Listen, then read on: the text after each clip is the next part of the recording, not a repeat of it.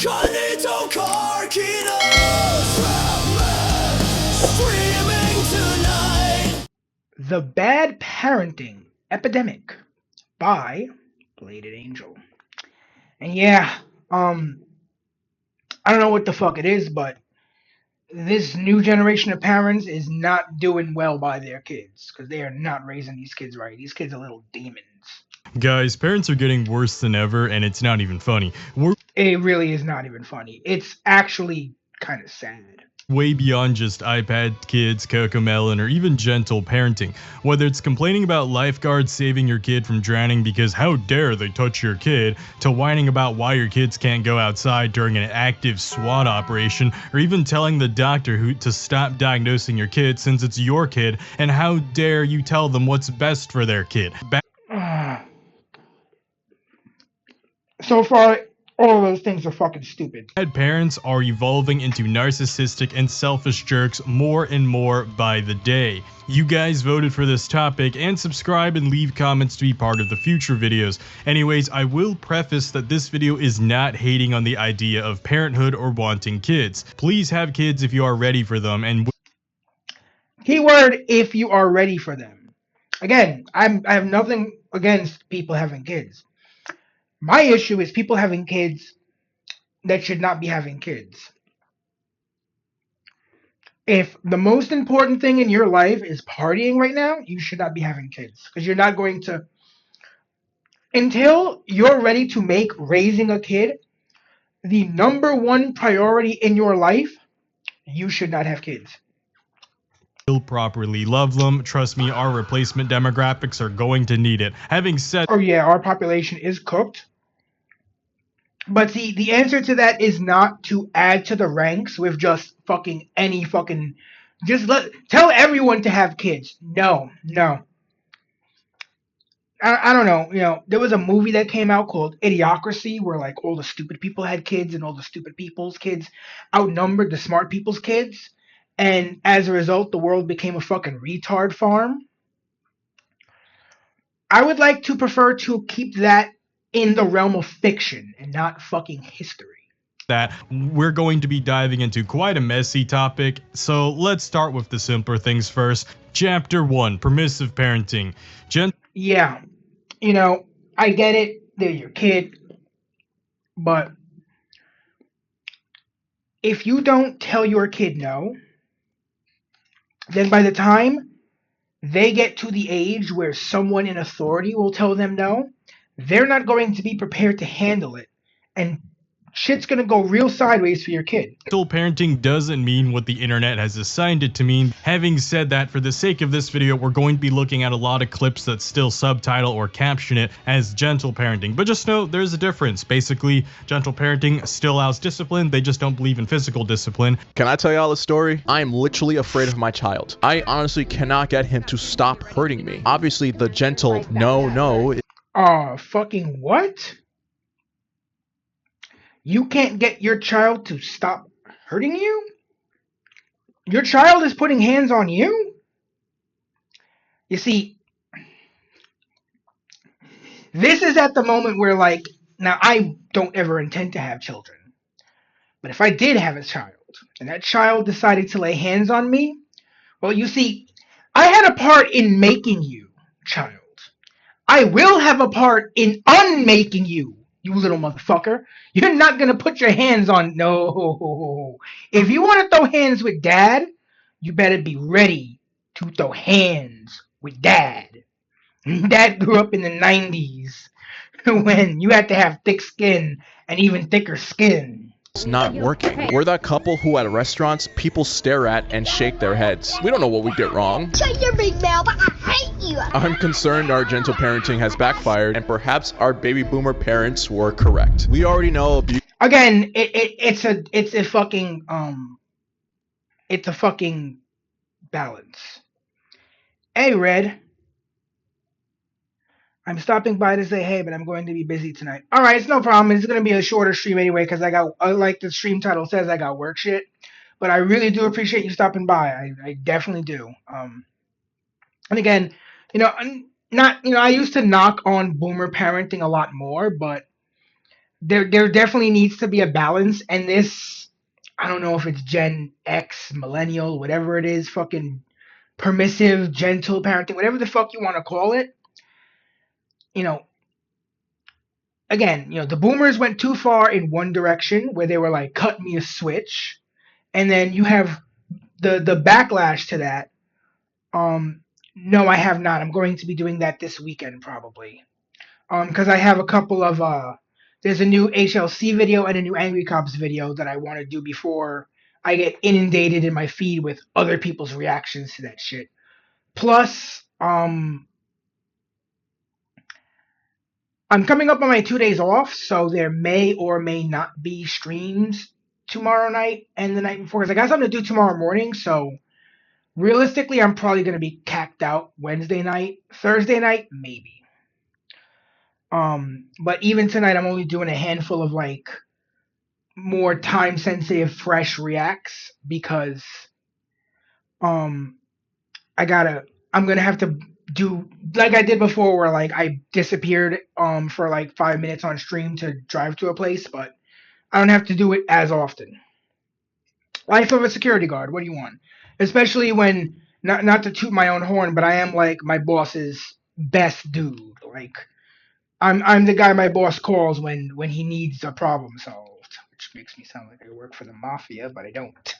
Abusive, narcissistic parenting ain't the right way to raise a child. But from what we see here, it seems like the literal exact opposite of that isn't the answer either. Again, like I was just fucking saying, you need a balance. You can't just beat the shit out of your kid for fucking, thinking about wanting to do shit, right? But you also can't just let your kid fucking run buckshot, or what is it? Run roughshot all over the fucking place, because that kid. Good night, man. You have a good one.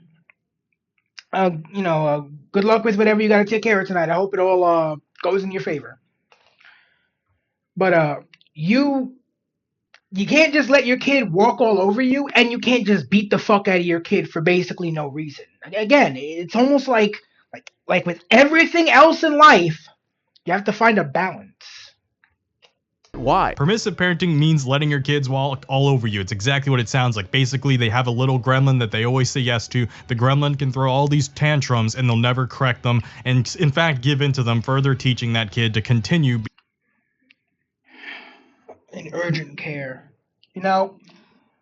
I remember the last time I was in urgent care, I was freaking out because I thought I was going to have surgery on my toe.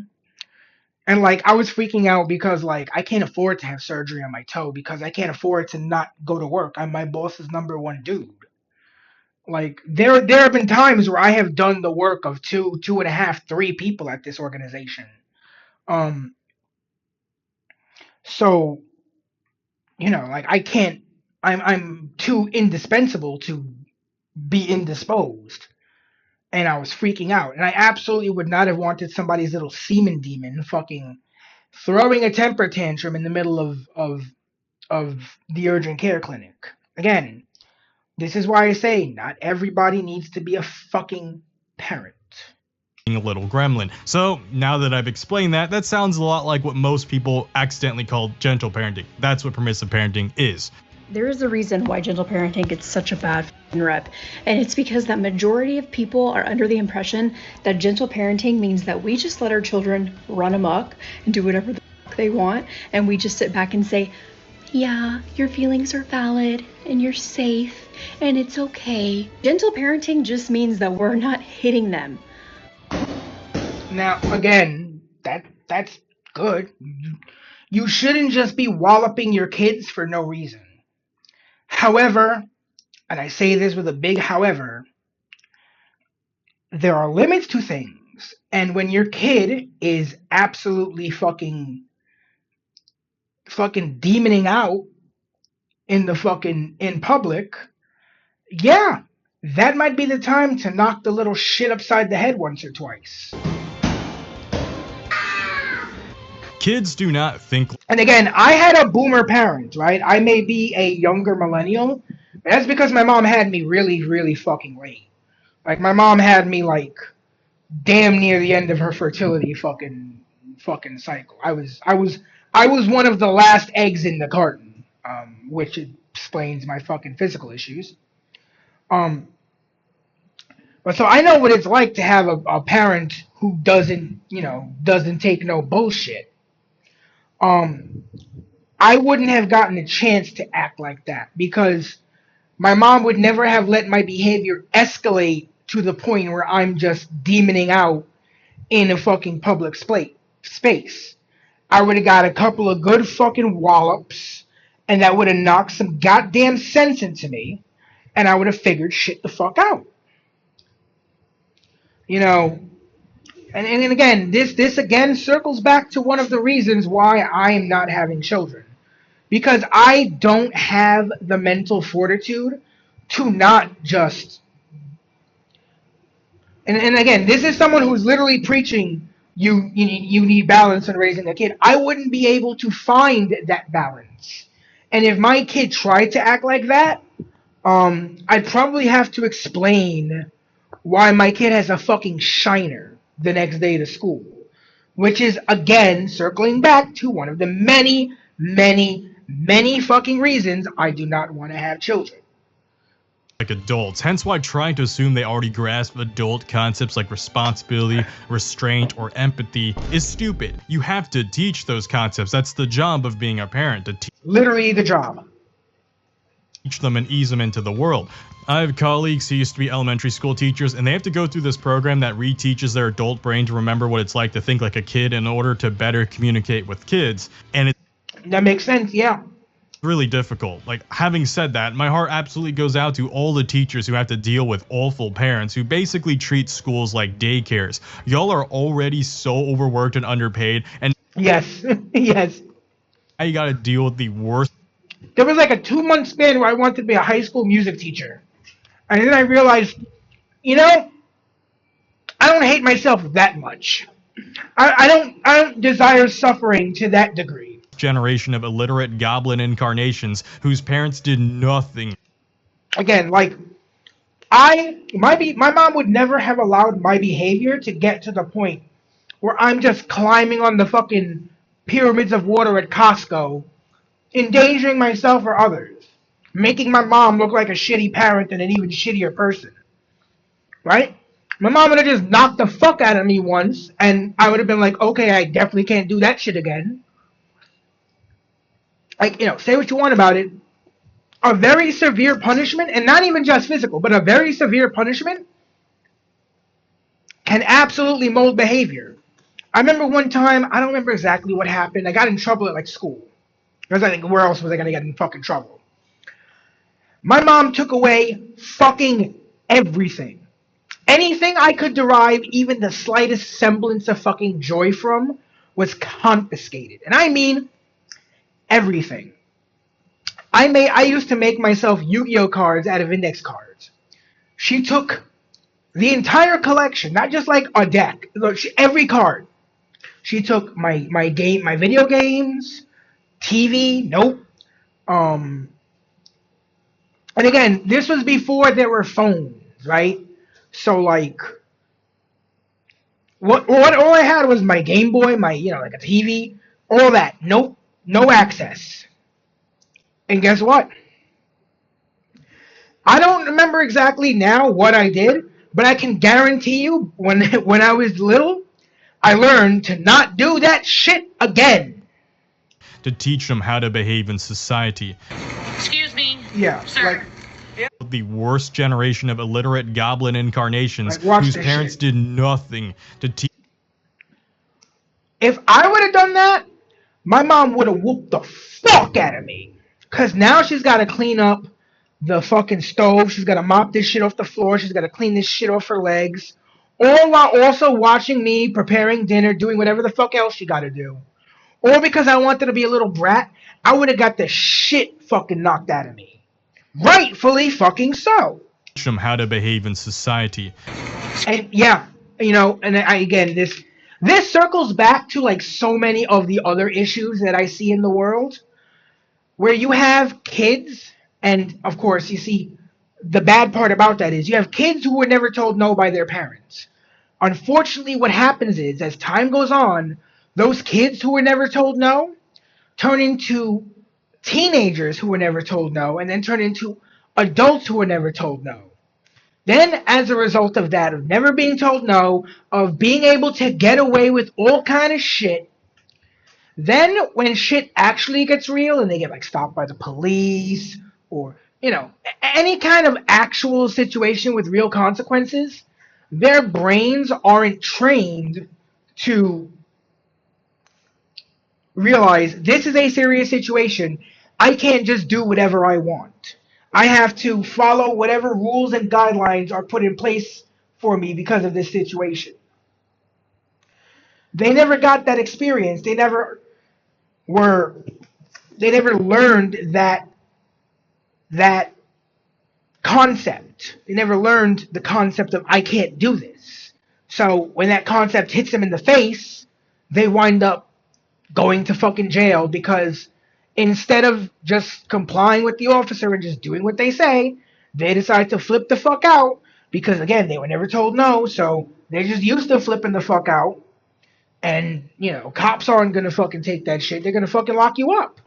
Excuse me, sir. Yeah, Did you say that my daughter is rude? yeah, I did. She gave me the finger. Well, I wouldn't have done that if he wasn't being a slow asshole. Are you serious? If I would have spoke like that in public in front of my mom, I would have just got a backhand to the mouth. Whether she gave you the finger or not, then maybe you should have gotten out of her way. What? Oh my fucking god. This bitch of a parent, maybe you should have got out of her way? This is exactly what I'm talking about. You raise your kids to be an entitled, spoiled little child, even when they're fucking an adult.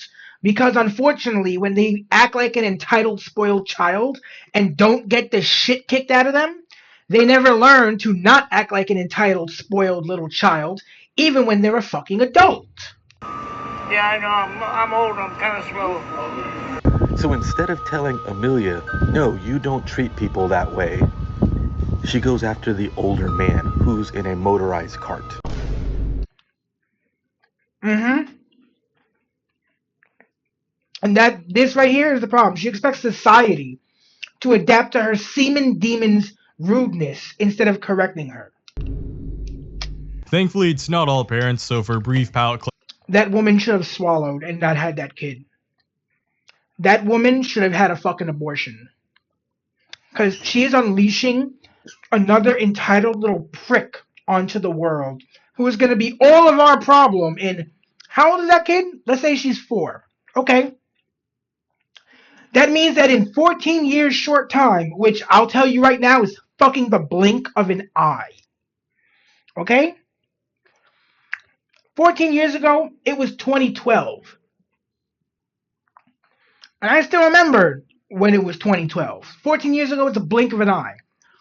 In 14 years, that little girl will be an adult in this world with that same entitled attitude that everyone should conform to her rudeness rather than her learning to treat her fellow humans with courtesy and respect. let's look at some good parenting because Lord knows we're gonna need it as this video progresses. With your PlayStation 5, how you picked my cat up and slammed it on the ground multiple times. Do it. Now, okay.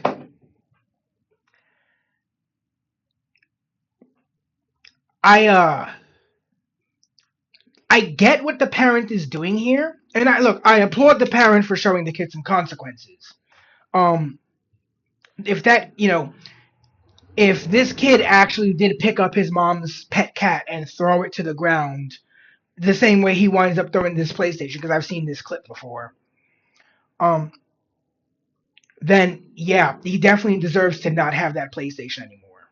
Especially considering I work full time and I can't afford that motherfucker. However, that brings me to my second point. I can almost guarantee you this kid didn't buy this PlayStation. So really what you're doing is taking either your money, the kid's father's money, a relative's money, and just setting it on fire. even used, I bet you could bring that PlayStation to a pawn shop and get $300, right? $250, let's say. And I feel like it would be just as poignant of a punishment, because I'm trying not to use trying to use a more proper word. You know, it would be more poignant. It would be as poignant of a punishment to see mom bring his PlayStation to the pawn shop, get money, and then spend that money on whatever the fuck she wants. Because right now, like, what she's doing is having him destroy something that she could just sell and make some of that money back. But again, it's her. You know, I'm still not gonna deduct that many points from her, because it is great to see a child see consequences. And just like I was talking before, taking away what brings the child joy. You know, you don't necessarily have to strike your child to hurt them. And, you know, when I mean hurt them, I mean like teach them the lesson they need to be taught, right? Clearly, this kid needs to be taught a lesson. He needs to be taught that you can't be cruel to animals. So in order to do that, you know, in order to teach a lesson, an occasion, pain or discomfort might be necessary, right? Ask anyone in the military about how pain or discomfort is a very good tool for teaching a fucking lesson.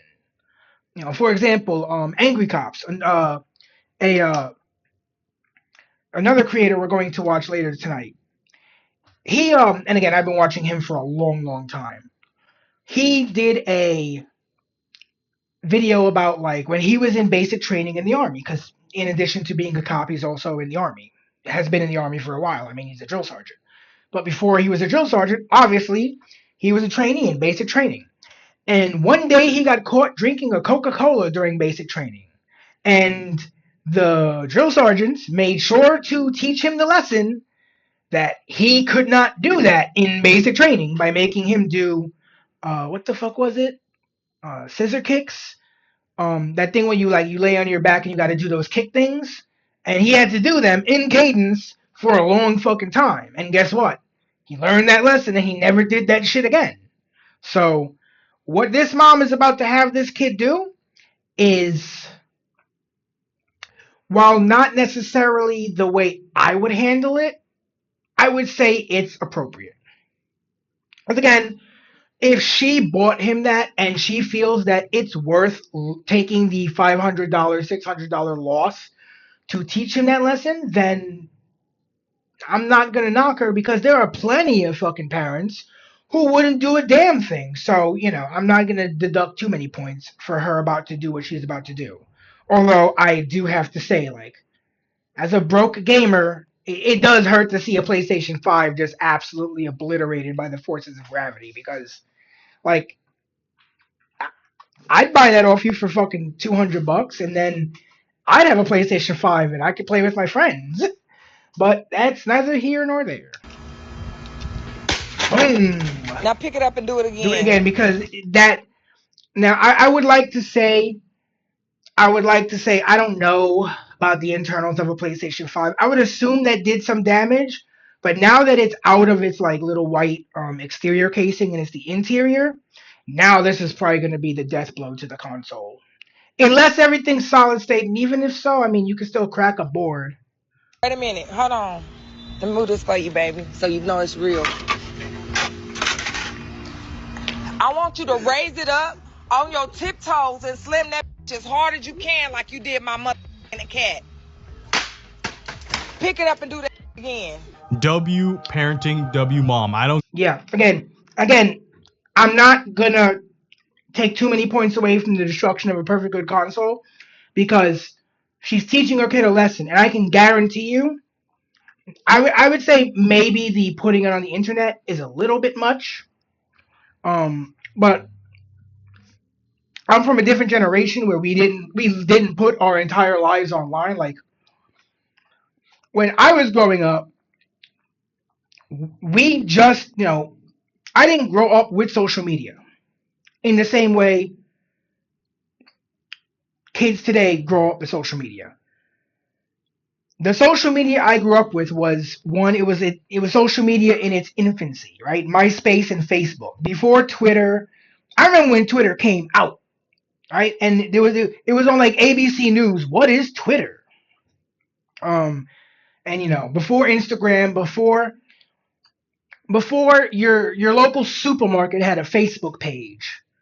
When social media was something you went on your computer because there weren't phone apps for social media because everyone didn't have a smartphone back then. After you went home, so we didn't have the capability to post everything in our life on social media like today. So I don't know. Maybe it's a bit too far. Maybe not. Maybe it's just right for today's day and age. But this kid will never forget having to pick up his own PlayStation and smash it on the ground. Now, again, I feel like the same point could have been driven home by, like, oh, you're going to come with mom and we're going to go down to GameStop and you're going to watch me sell your PlayStation, right? And in fact, I would have been like, get on it, sign out of all your shit, right? Restore that bitch to factory settings because we're bringing this bitch back to the store. And I would have made him do that. And I feel like that would have driven the point home, but I'm still not gonna fucking fault this. This is W parenting right here. This is what we need. This is more of what we need. We need to show kids consequences. Because that's how they learn, oh shit, I can't just do whatever I want. I've gotta follow rules. Give a crap what the comments are saying. This kid threw a living animal like a piece of trash just because he was a little angry and he couldn't control his emotions. By the way, the mom bought the PS5. She's allowed to dictate what happens to it. And yeah, again, if she bought it and she feels it's worth it to destroy $500 in value to teach that lesson, I'm not gonna fucking say anything because that's her money. An object at the end of the day. You should never physically discipline them by actually hitting them or abusing them, but making them break something they love and value will get the point across. Make grounding and this. Yeah. Chores too. Like, honestly, I would rather be grounded in my room than have to fucking do chores. So, have your kid mop a floor. Have your kid do the dishes, right? Have your kid clean the bathroom, right? Get the Ajax or the Comet, put that bitch in the toilet, get the toilet brush, scrub that bitch up, right? Get a rag, fucking wet that bitch, put some fucking Comet down on the sink, scrub that bitch in circles, make sure that shit's white like teeth, right? My mom used to make me clean the bathroom sometimes. Not even just like as a punishment, just like it was part of my chores every once in a while, right? Sometimes she'd do it, sometimes I'd do it. But I knew how to do it. Type of discipline normalized again. Discipline doesn't mean literally hitting your kid like most parents keep freaking out over. You can do adjacent behaviors that absolutely still get the message across. This kid... Yeah. Have a kid do laundry. Have a kid... First of all, not only... And this is actually a twofold win. One, not only are you punishing your kid and giving them a correction to their poor behavior, but two, and even more fucking importantly, you're teaching them a valuable life skill, right? Your kid should not graduate college and not know how to do laundry, right? I'm talking about do laundry. I'm talking about get the hamper, separate the cotton whites, the light colors, and the dark colors, because you can't wash them all together, right? And you do your loads of laundry, right? And you teach them, no, that's too much laundry. You got to break that up into 2 loads. Or you're going to make the machine fuck up. You teach them, and guess what? They'll learn it, and they won't have to fucking watch a YouTube video on how to do laundry when they're in college because they don't know what the fuck they're doing.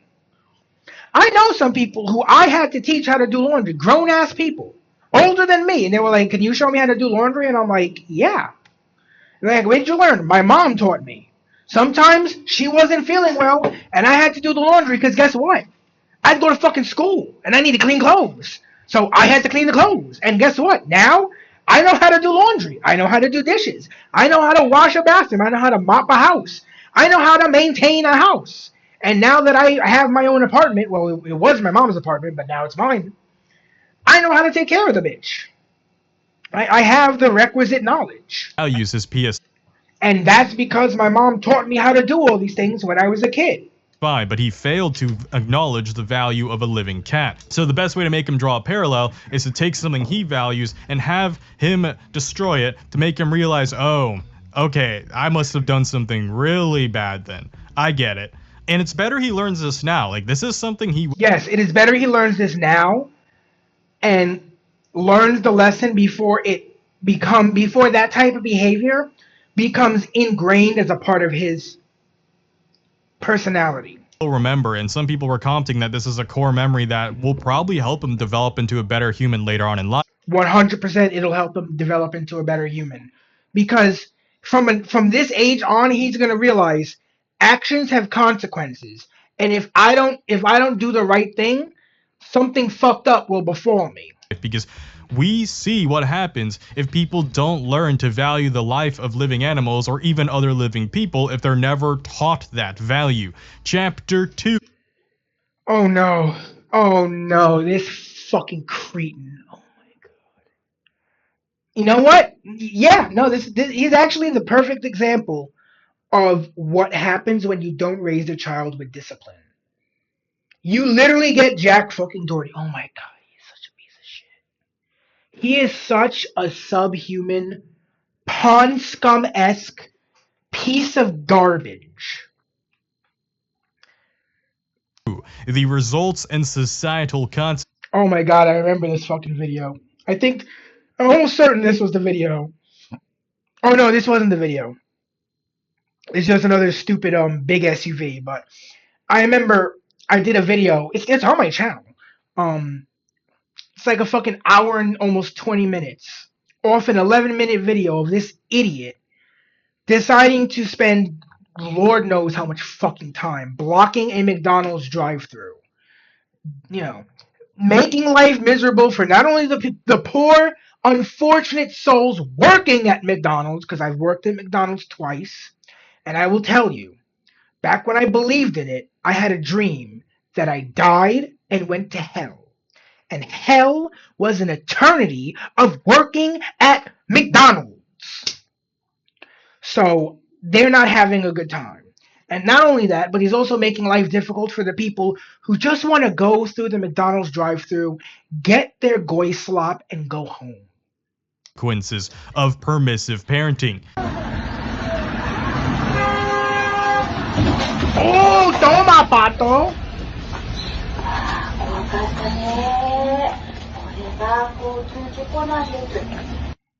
If you don't gradually introduce them how dangerous the real world.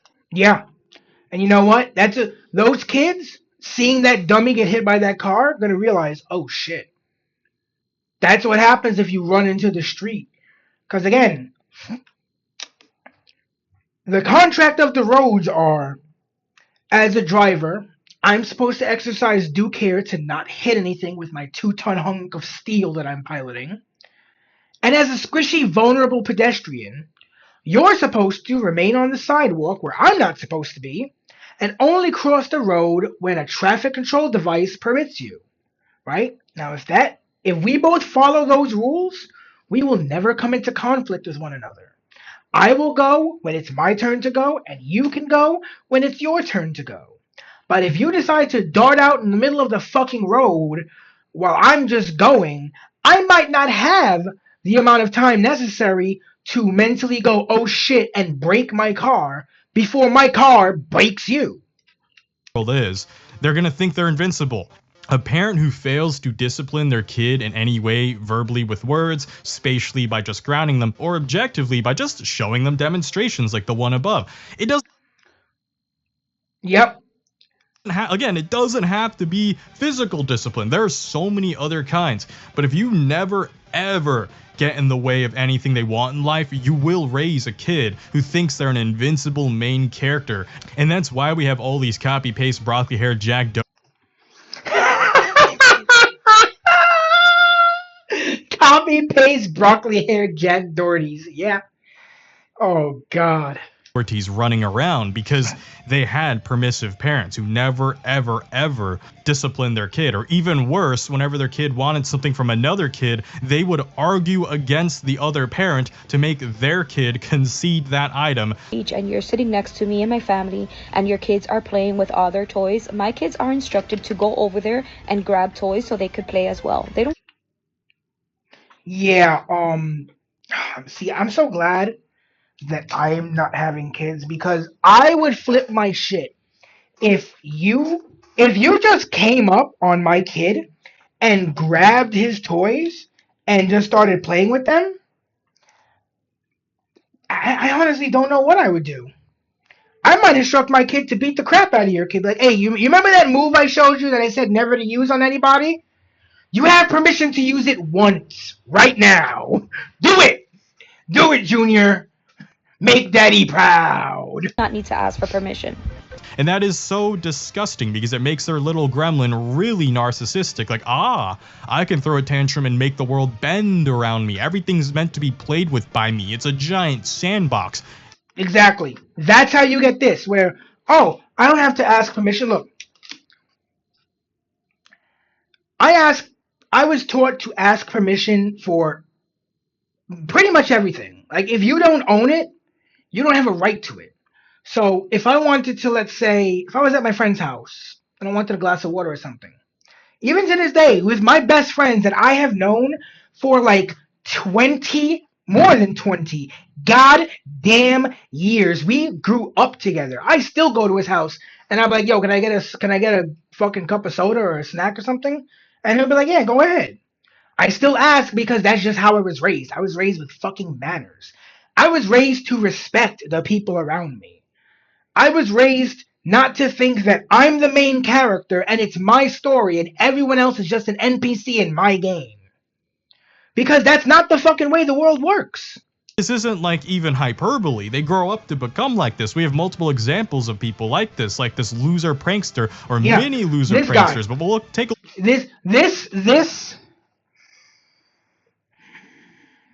this troglodyte, this dead-eyed fucking lucky on a good day has 3 neurons firing randomly in his brain, imbecile, got shot because he decided to harass a random dude as part of a prank. And that dude didn't know what the fuck he was doing and felt threatened because if you look, this motherfucker has like fucking 6 inches to a foot on this dude, right? So he plugged him, and guess what? The idiot deserved it, right? The world isn't your prop department for your content, shitheads. That's one reason I hate IRL content people. And again, I get it. You know, there are plenty of times I would love to do some IRL content, but I don't want to dip my toe into that world because I don't want to be associated with people who go out into the world and think that the entire world has consented to be props in your content. Look at this one first. We'll take it bit by bit throughout this video. Hey, Dip, quit thinking about my twinkle. No. Hey, Dip, quit thinking about my twinkle. Get out of my face and call house. Stop. Hey, Dip, quit thinking about my twinkle. Stop. This is food delivery. Yeah, he got shot. Good for him. Yeah, you damn right I'm laughing that he got shot. Because you get what you deserve when you decide to fucking go and harass a dude. That dude's just doing his job. He's a fucking delivery worker, right? So he's making maybe minimum wage. Maybe a little bit more, right? Maybe if and this is several years ago, so this is before delivery workers actually started making decent wages. So he's probably making shit money, and you're fucking walking up to him with your big, dumb, corn-fed ass, shoving a phone in his face with TTS, and as he goes to walk away, instead of just going, okay, he doesn't want to engage, you follow him. you got what you deserved, buddy. So this prankster, you know, he ended up getting the face of this guy, and this guy acted in self-defense because he's outnumbered, he's scared, he has a camera in his face, and this is something parents need to realize. If you neglect to discipline your child, society will do it tenfold. Yep. And society doesn't have the guide rails. Mm-hmm. And society doesn't give a shit about your child. I don't give a shit about your kid. Fuck your kids. If you're not good enough parent to instill the right values and the right mindset in your kid and something happens to your kid, I don't give a fuck.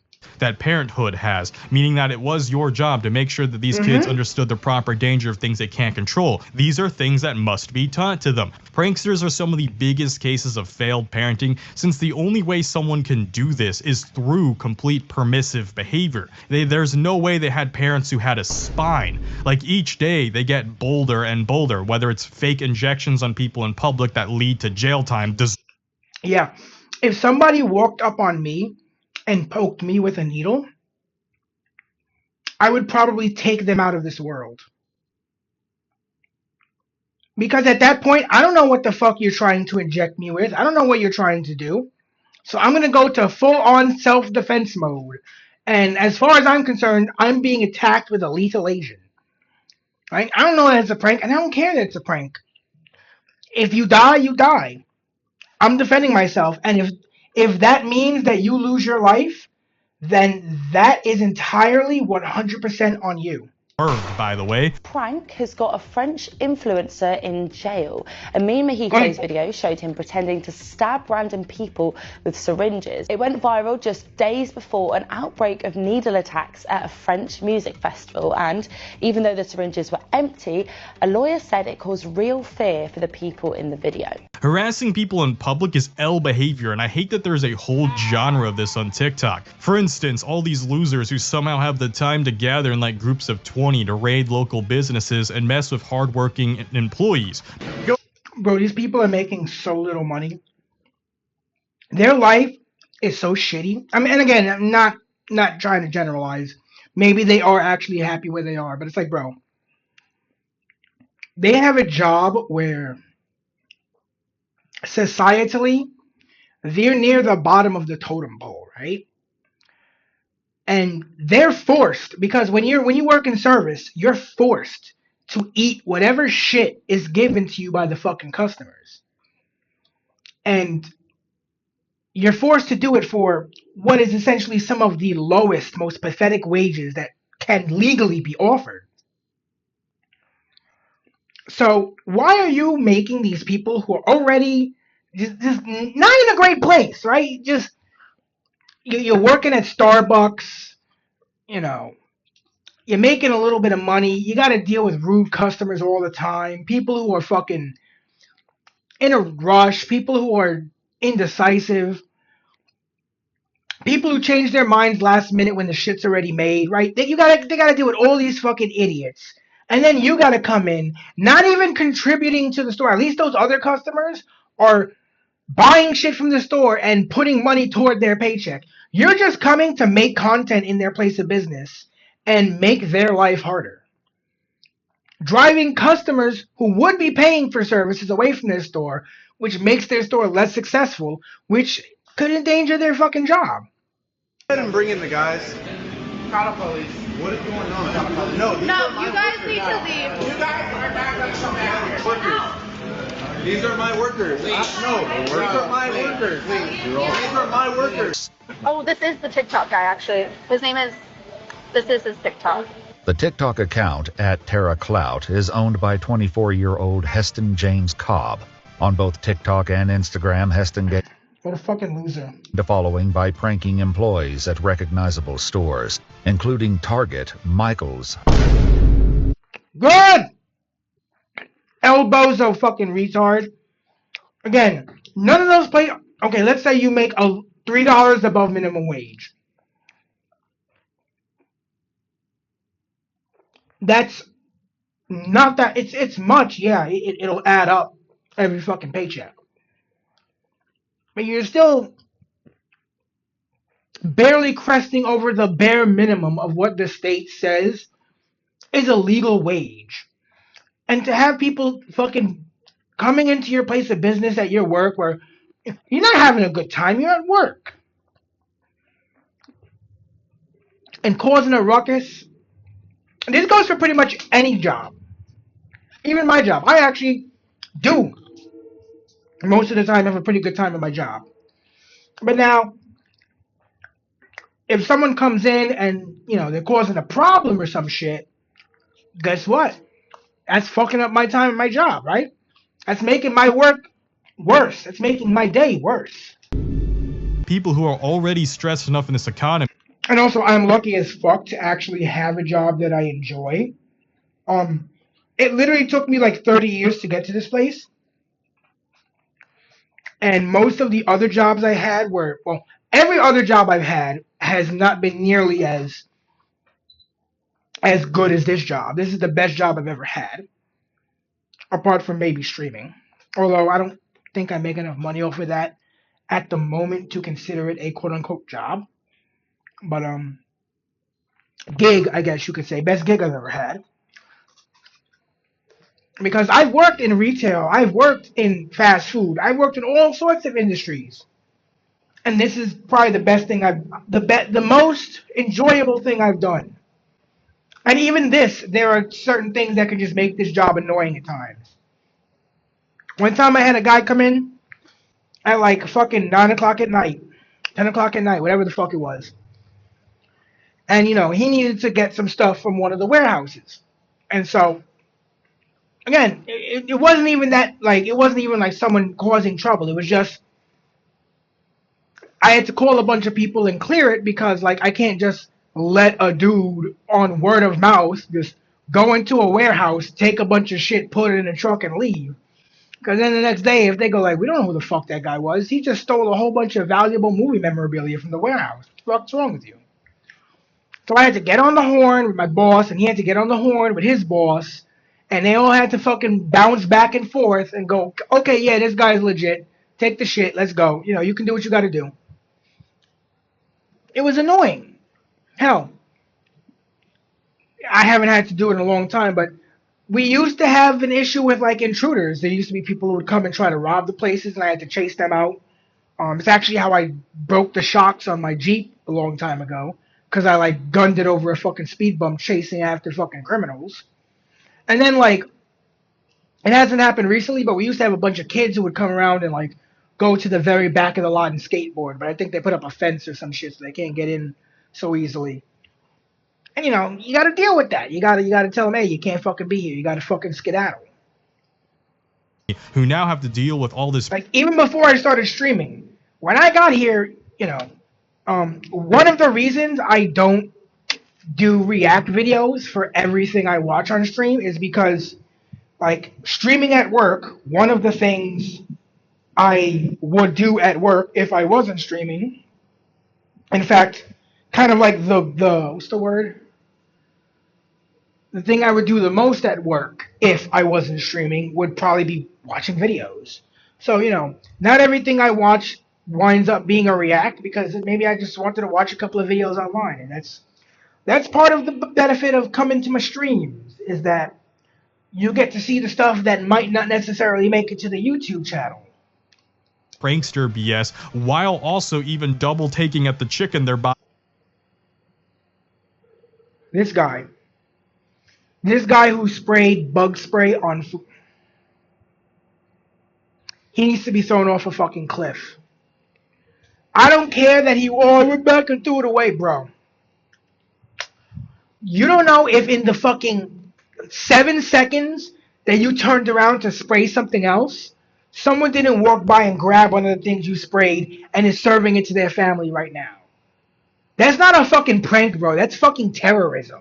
At the grocery store wondering if it's been poisoned by some clout goblin. Smith is now facing multiple charges, including a felony for messing with produce at a Walmart in Mesa Thursday. Court docs say Smith stole from the same store, then sprayed it all over fruits, vegetables, and rotisserie chickens as part of a...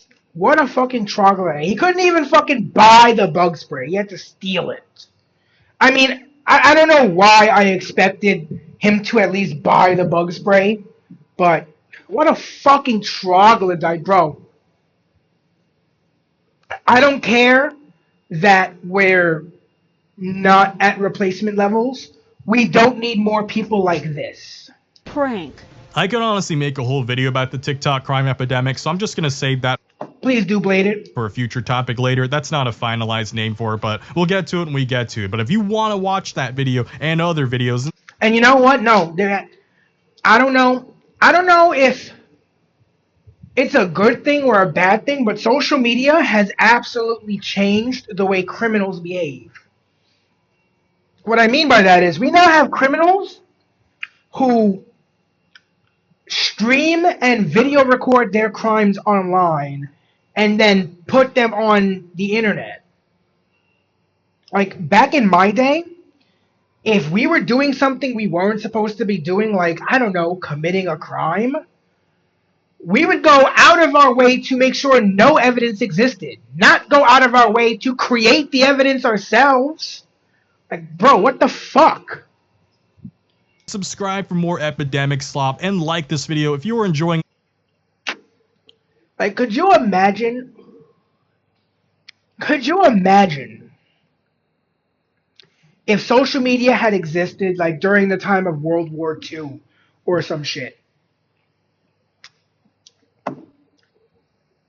Do you think that, I think that if social media existed during World War II, there would be idiots on both sides just like streaming their war crimes. So far, and also share it to any fatherless Discord users who might even need to see this video, just to let them know that I actually don't hate them. It's their parents who failed them. Anyways, on to chapter 3, neglect. And it's not like she didn't know. She even had that clip in there where she's like, it's alright, I can just abort the child, not gonna hurt me.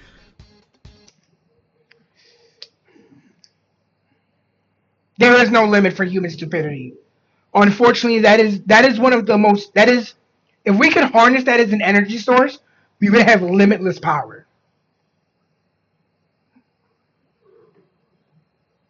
And yeah, I have very complicated views on abortion, but I absolutely think it's deplorable that women use their ability to have an abortion in such matters. Like, that's supposed to be your final plan. Like, you know how they have plan B, right? Because I was in the pharmacy with mom yesterday, and I happened to notice, like, as we were leaving the pharmacy, they had a display of plan B. So I was like, oh shit, look, plan B. And I was like, holy fuck, they're really expensive here. And then I went to my mom and I was like, I used to buy them for me and my girlfriend at, online, and they were I could buy like 4 of them for this price. I'm fucking almost 40. My mom knows I bang, right? My mom's known for a while now. She's known for like 10 years. And I've been banging for like 20. Actually,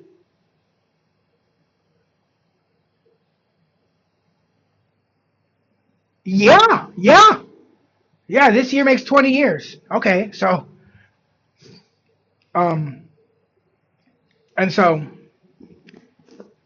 you have plan B. It's called plan B, right? Plan A is supposed to be the condom. Plan B is the morning after pill. The abortion is supposed to be like plan fucking X or Z, right? It's supposed to be, okay, maybe he pulls out. Oh, he oopsie poopsied and he didn't pull out in time. Okay, well then it's time for plan B. But these women are just using abortion as birth control, and that is absolutely deplorable. Evil mindset. Like, what? She couldn't stop herself from smoking and drinking while pregnant. She did have the child. And again, to circle back on my previous point, if the most important thing in your life is partying and drinking, okay, then you should not have a child.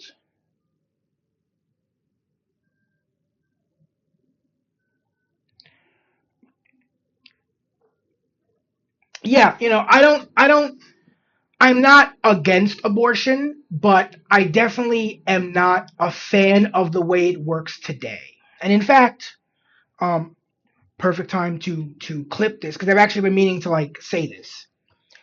My biggest issue with abortion, or one of my two biggest issues with abortion, right, is we're going to take a hypothetical scenario with 4 couples, right? Each couple is a fertile heterosexual couple who has just found out they are pregnant. Couple A absolutely wants a child. They don't have an abortion. Both the mother and the father are on the same page. That's fine. Couple B does not want to have a child. Neither the mother nor the father are ready for parenthood. They decide to have an abortion. I also don't have a problem with this.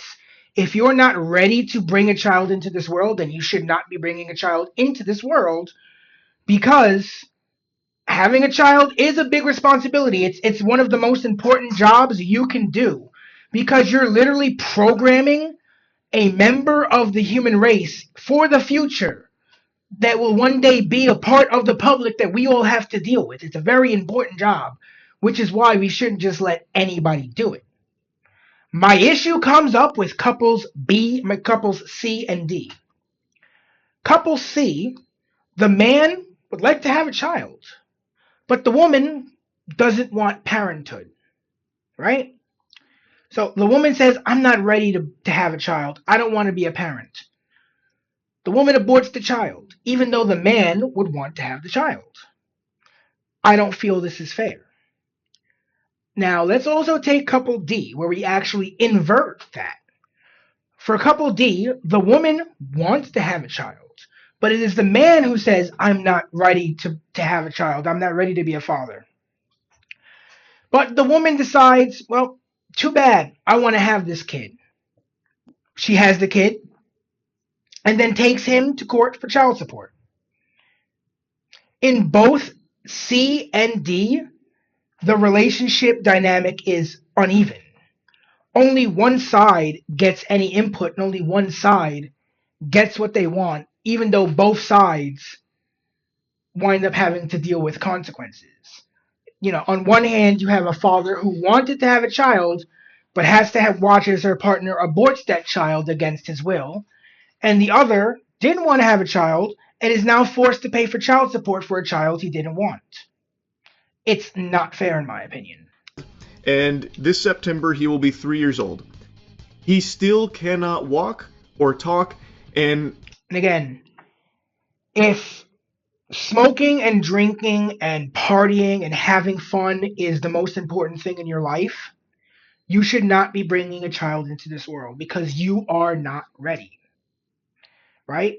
You know, there's a lot of people who are, you know, there's, again, the same thing, and this is literally the theme of the video, that everything must be in balance, right?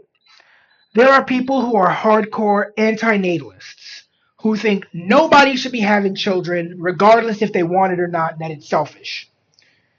That's a little nuts, right? I don't think you should be saying, oh, you know, nobody should have a kid.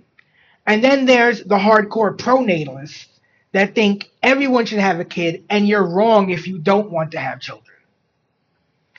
Both of those are extremes on opposite ends of the spectrum. Well, yeah, they have to go through the pregnancy, but then the man has to pay for it if she wants to have the kid.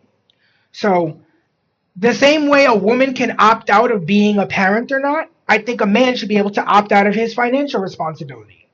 If you want to have the kid, but I'm not ready to have the kid, I sign a paper that I'm not responsible. It's all on you. You want to have it, it's on you. But again, there's no counterplay for that. So it's just whatever the woman wants, the woman gets, and fuck the man. But again, on my point of balance, I don't agree with the hardcore pro-natalist people or the hardcore anti-natalist people. There is no clean solution. You're absolutely right. There is no clean solution. Because the pro-natalist people think that nobody should be opting out of having children.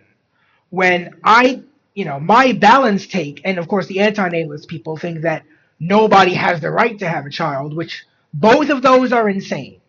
And I lean more towards anti-natalist because I'm not a parent, and I don't like to see the entitlement of today's modern parents, but both of the extreme ends of that spectrum are 100% wrong.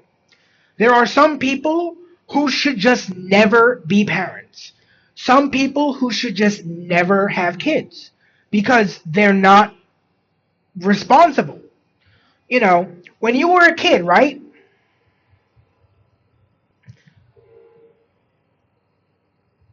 Oh, there you go. That's actually pretty rare for Catholicism. So that's good on you. But like I was saying, you know, when you wanted to have a kid, when you were a kid and you wanted to get a dog, your parents didn't just get you a dog as they were good parents. They didn't just get you a dog, right? They asked you, are you sure you're gonna take care of it? Can you handle that responsibility? Some people can't handle the responsibility of being a parent, which is way more of a responsibility than being a pet owner. And, you know, look, if they can't handle it, they can't handle it. They shouldn't have kids. I don't think no one should have kids, but if you can't stop smoking and drinking for 9 months to make sure you're having a healthy kid, you shouldn't be allowed to have kids. It seems like also has a hard time just sitting up on his own. Because, especially drinking during pregnancy, smoking does cause harm. I'm fairly certain that's where my asthma comes from, although it could also just be the secondhand smoke from living with a chain-smoking mom for 30 years, but whatever, it is what it is. But I've seen what drinking while pregnant does, and it is an unforgivable fucking crime to drink while you're pregnant, in my opinion. It should be an unforgivable crime because you are damaging the development of a person inside you. So if you can't handle not drinking for 9 months, then you shouldn't have a fucking kid.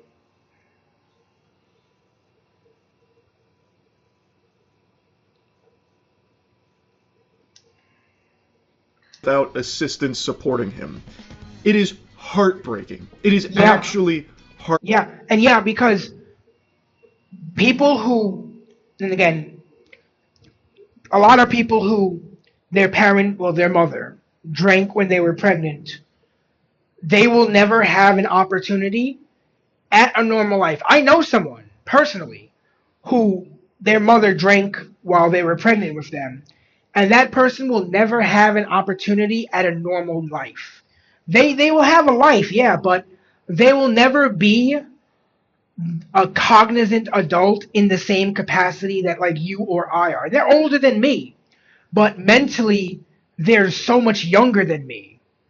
And it's a shame. It really is heartbreaking because this person's entire life was ruined before they were even born. That is unimaginably cruel. Like, before they were born, they were screwed. Breaking. And I don't know why what she's done isn't just full-blown child abuse. Like, I don't know how that's not just a crime. Like, it's all just right out there in the open. Like, it's not a secret. People extremely close to her have just point-blank said that she has smoked and drank throughout her pregnancy. They've said it a couple of times. It's just so unhinged. And again, I don't know if that's smoking marijuana or smoking cigarettes. I wouldn't advise against doing either while you're pregnant. Because smoking while pregnant does cause problems. I believe one of the things is reduced lung size, which again could explain some things about me, as like why I can't sing and walk at the same time without getting absolutely fucking winded. And why I will probably never be able to ride a bicycle again, even though I don't want to.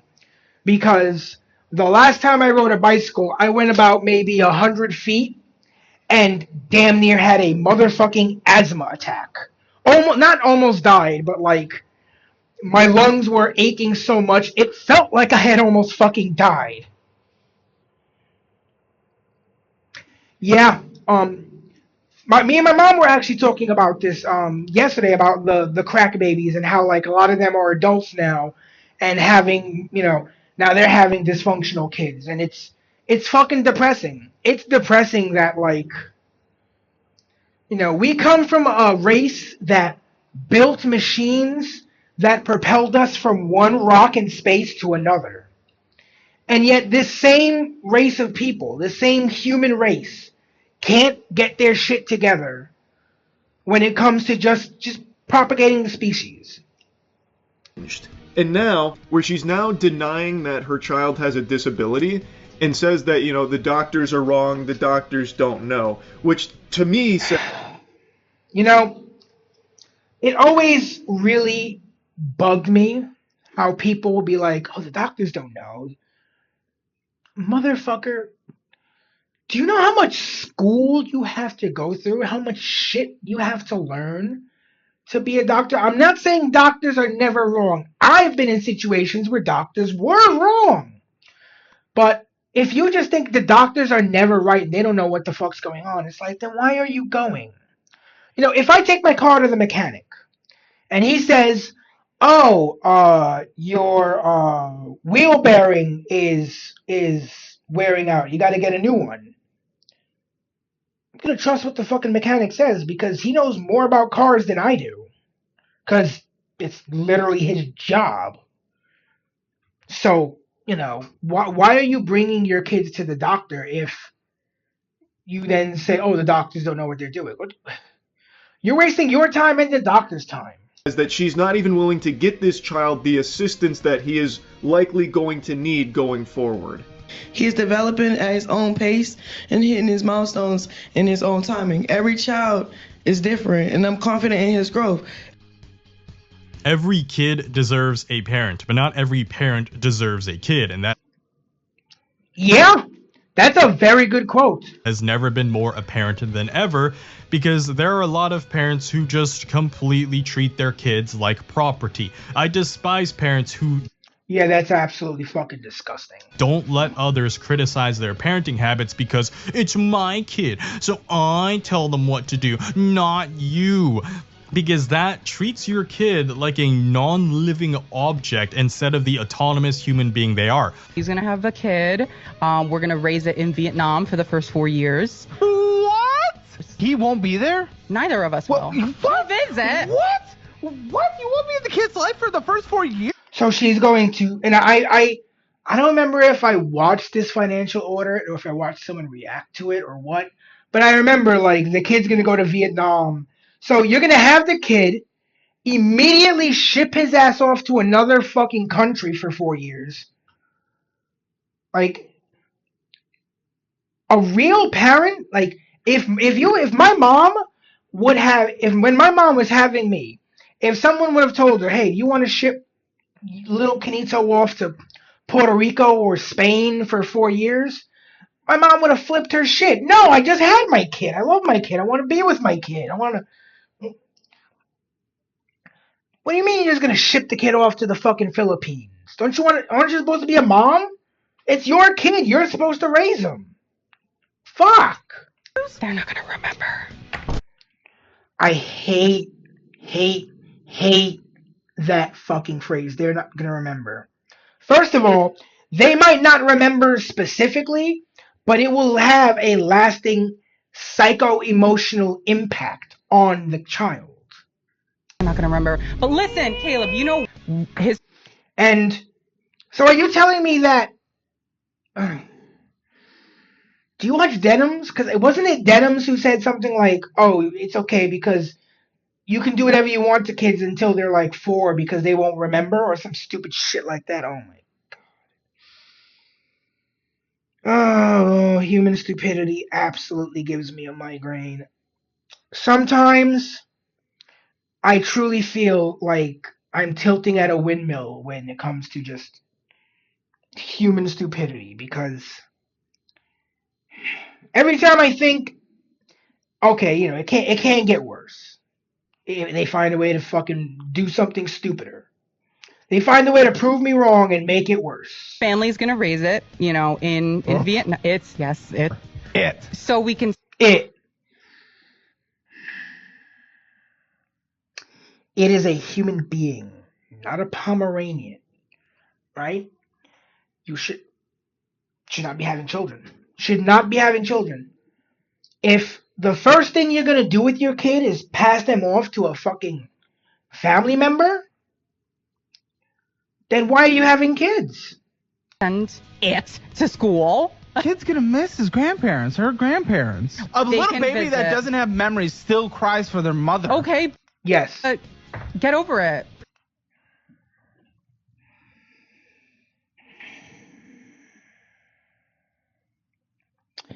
You see, in my perfect world, people like this would be taken into custody and forcibly sterilized. Right? Nope, you lost your reproduction privileges. Nope, give me that uterus. In the trash it goes. And you realize how disgusting this phrase is from this horrendous mother. Oh, it's my kid. You can't tell me what to do with my kid. It's mine. You're the child's mother, but the child is still a child. Someday they will grow up. It's still a human fucking being, you absolute troglodytes. Oh my god. I fucking hate people. You know, sometimes I wonder why I don't go out more and interact with people in the world. And then I watch shit like this and I'm like, oh, that's why. Because people fucking suck. To be an adult, and their life will be their own. There's a whole arc of this in My Hero Academia where literally the main character, yeah, actually, yes. You tell someone he's going up against in a tournament, it's not your father's power, it's yours. Yes. In some dire cases. God, I remember that. That shit was so fucking, so impactful. Strangers absolutely can tell a parent what to do with their children, especially if what the parent is doing is neglecting the child.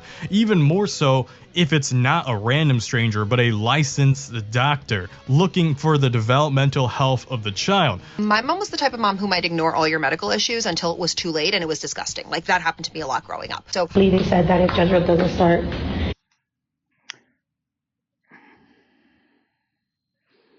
Does that say refusing son's chemo? This bitch needs to be put in a box.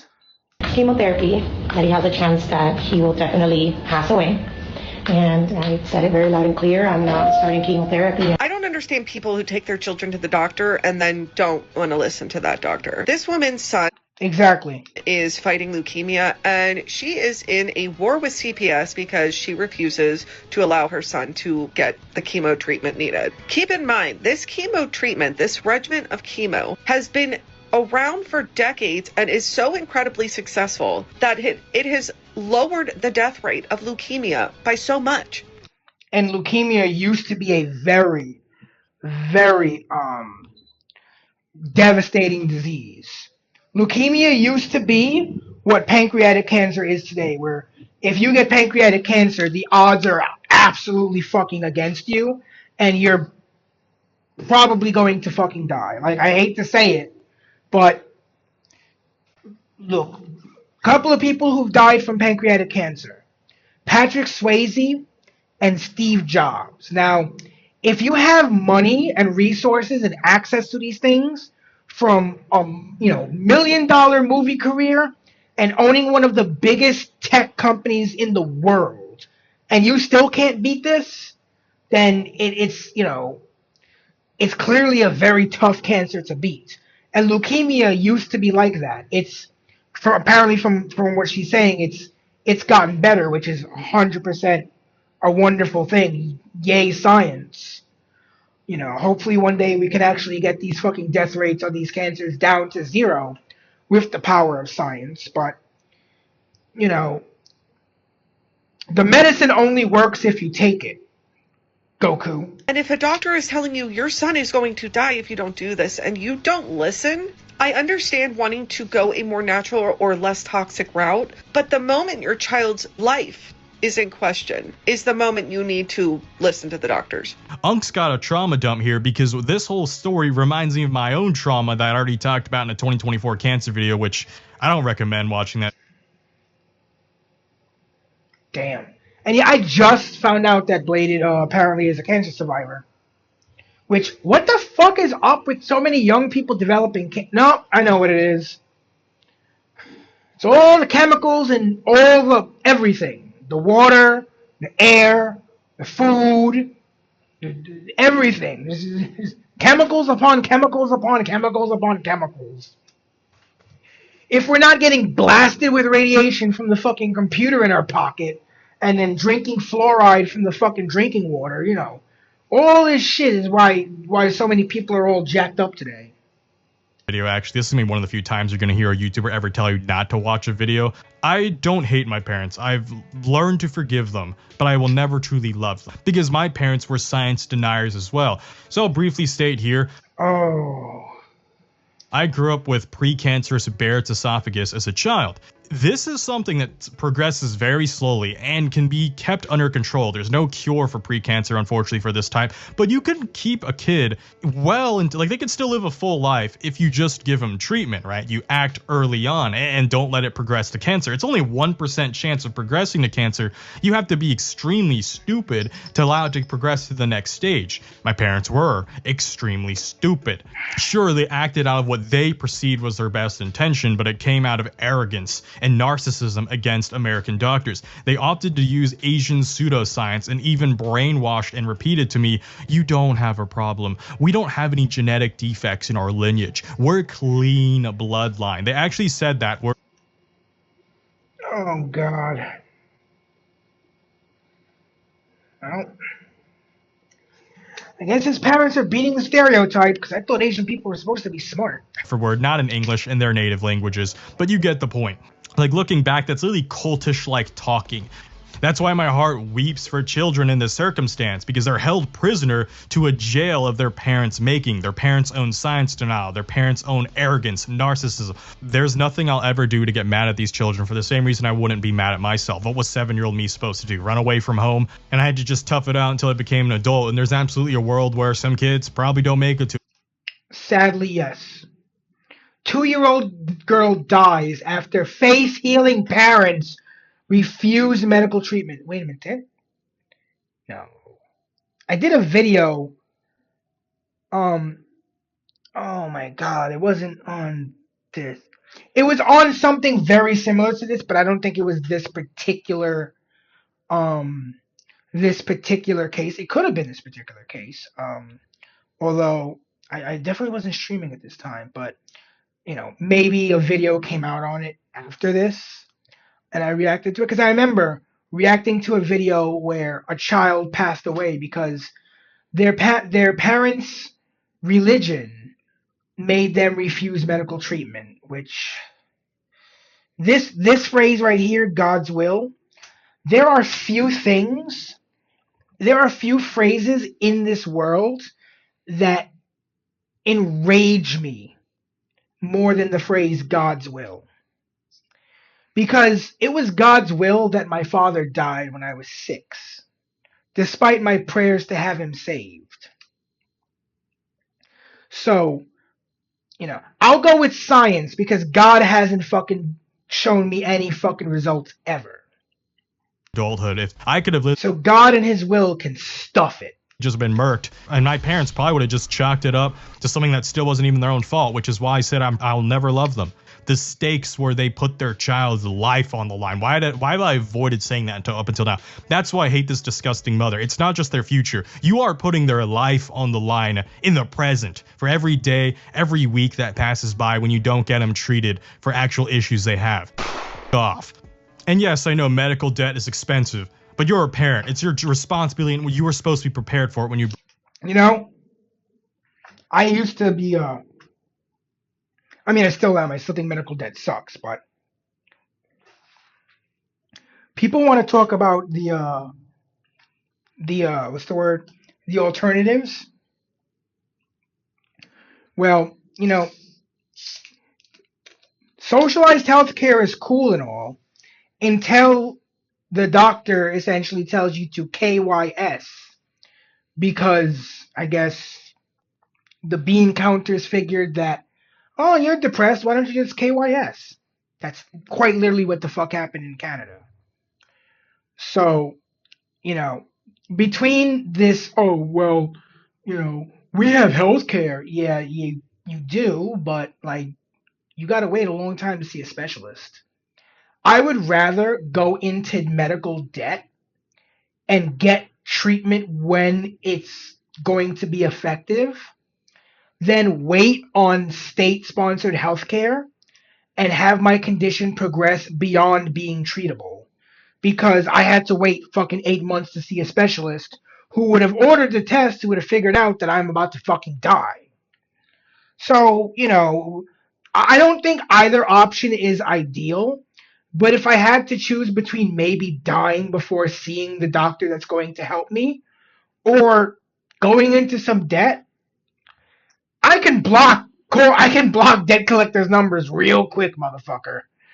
I've been doing it for years. A life into this world. Because guess who will shoulder the medical debt, assuming they make it to adulthood? The kid will. The kid will grow up to be an adult. It's always easier to stop at the beginning. Sorry if I'm raising my voice, but I always hear that dog shit ass excuse from some people. I know this country isn't perfect. I know there's systems that suck, but it will only suck more the longer you wait. That's how everyone talks about. So just tank the hit as the parent, because that was something you should have mentally prepared yourself for, being the parent. With all this science denial, next thing you know, some parents will disbelieve humans even need to breathe oxygen. So how dare you get their kids out of the water because they were not drowning. Fish people. You bigot, it's my kid. I tell them what to do. Oh wait, some parents actually do this? God damn it. A lifeguard was thrown in jail after saving a drowning 5-year-old boy, all because the child's parents called the police. 23-year-old Zachary Stein worked as a lifeguard at a water park. Without hesitation, he jumped into the pool, pulled Adam out, and performed emergency CPR, successfully reviving him. But just as people began praising Stein as a hero, Adam's parents arrived. Instead of thanking him, they called the police. Officers soon showed up and arrested Stein on charges of endangering a child. I'm going to dial myself back. Sorry for sounding so heated earlier. And then you wonder why people don't help others anymore. Like, this is why I've been avoiding making this video topic, by the way. It's something I can't not get heated. This is my third try and record this video. Anyways, imagine your kid. I know what it's like. That for a lot of you might not remember, on my other channel, I made a video about Gary Peacock, the entitled cyclist, and I got so heated making that video. It took me a week to cut up and write out the little bit of script that I had to talk about in that video, because I would get so heated that I would just wind up like punching the roof of my car, because I'd be sitting in my car trying to edit this fucking video and just getting so angry at the situation. So I get it, Bladed. I totally get it. Starts drowning, and this mother gets the audacity at the people saving them because it's her child. Take him to the beach. I understand, but when you're questioning why somebody else is holding your daughter, that means that you should have been there to But be holding literally, your we daughter. were all paying attention to. Clearly not. I was literally just leaving Well, how right could now. everybody be paying attention if an honest citizen that What don't is even know going you on right now? just- Like, I don't understand what's going on. We were literally leaving died right in the now. beach. In the left beach. her with a 5-year-old brother, right? What is going on? Okay, you left your daughter in the beach. Hey, chat. I want you to take a look at this, and it's not the booba. That's I forgot what fucking designer emblem that is, but this isn't a Walmart bathing suit. This bitch is wearing a designer bathing suit, and instead of, you know, and again, it's nothing against like, oh, if you want to wear a designer bathing suit, but she's in a video where her child almost drowned. So, you know, I see this, I see the designer emblem on the bathing suit. It makes me think, clearly your child and its safety wasn't your main priority, and probably isn't. Because if someone unrelated had to say, had to save your child's life because you and your entire party were too inattentive, I'm going to circle back to my point that some people should just not be fucking parents. With a sibling that's 5 years old alone. Watching them. And she was drowning. Someone had to take her out of the water because she almost drowned and died. Do you understand that? Maybe you should stop day drinking and supervise your freaking children. All these police body... Exactly. Look, a lot of people have tried to convince me that I'm not, I don't know what I'm talking about. But I know if I had a kid, I'd have to lock in. I'd have to become, what's the word? I would have to make that kid my priority. And I'm not willing to do that.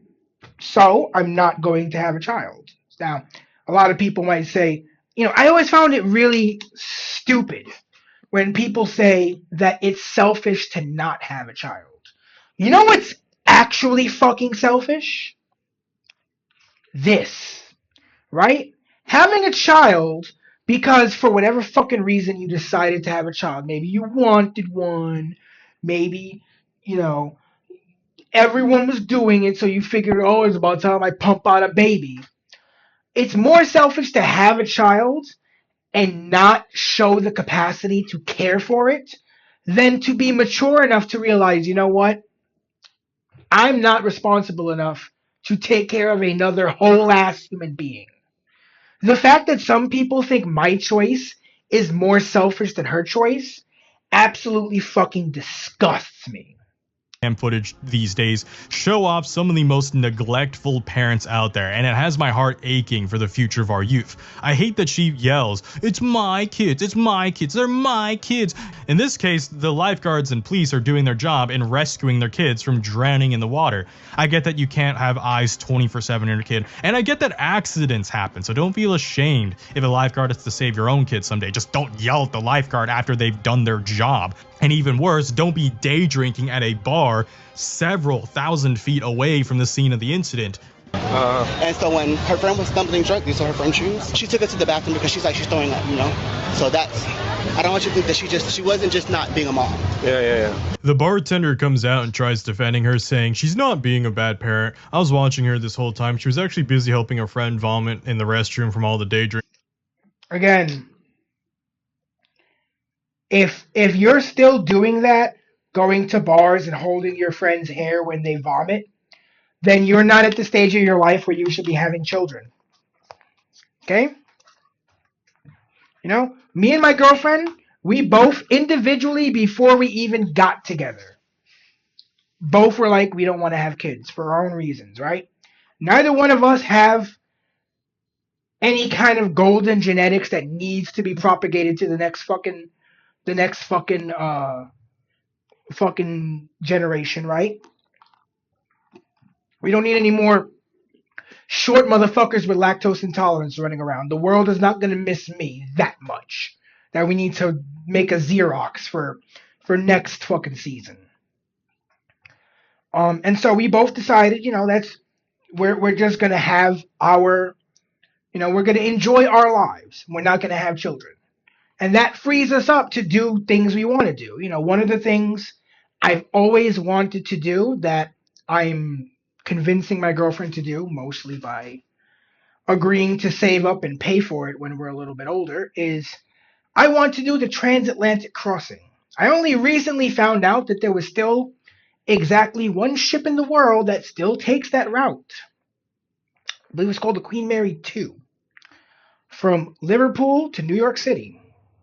And look, say what you want, as misandrist as that movie and that entire situation is, a lot of my idea of love and romance came from the movie Titanic and a lot of the, shit surrounding it.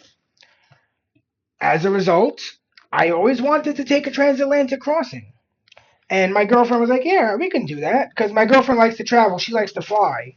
But I like ships because I can swim a lot better than I can fly. I can flap my wings till the fucking sun comes, till the sun blows up. I'm not going to gain any thrust or lift. But I can float pretty fucking effortlessly in water. I'm like a human log. You throw me in the water, I'm just going to bob on the surface like a cork. So I would much rather take my chances with a ship sinking than a plane going down. But Babe likes to fly, and Chubby likes to ship. So, we decided that one day we will take a trip where we will fly out to London. We will spend about maybe an hour and a half to 2 hours very quickly checking out a couple of things in London, hoping we don't get stabbed. And then we will hurry our happy asses over to the docks in Liverpool, where we will get on the Queen Mary 2 and take the transatlantic crossing. And I say this because, this is one of the things we're planning to do because we don't intend to have children, right? And we've made the conscious choice that between being parents and doing this, we chose to do this. Now, again, I'm not saying that this is the choice everyone should make. It's the choice we made. And we made it because, I know I wouldn't be a good fucking parent. And she doesn't want to be a parent. So neither one of us want that responsibility and want that weight on our shoulders. So we've opted out. And I wish a lot more people would have the maturity to see, oh yeah, I probably shouldn't be a parent because, I'm still all about partying and having fun and look, I know what it's like to be a little wild and crazy. Fun little story. When it comes to the friends and holding back the hair throwing up, yeah, I was the one who had the hair that had to be held back while I was throwing up. I remember I was drinking with my friend back in 2008. I had just gotten dumped and I was absolutely fucking heartbroken, and I fucking took a bottle of Jack Daniels to the head. So I'm sitting there watching the room slowly start to rotate and going, I remember thinking in my mind, oh, wow, the room really does spin when you drink a lot. And I was like, oh, the room's kind of starting to spin kind of fast. I know what I'm going to do. I'm going to close my eyes and the room's going to stop spinning. Spoiler alert. Don't do that. That just makes it worse.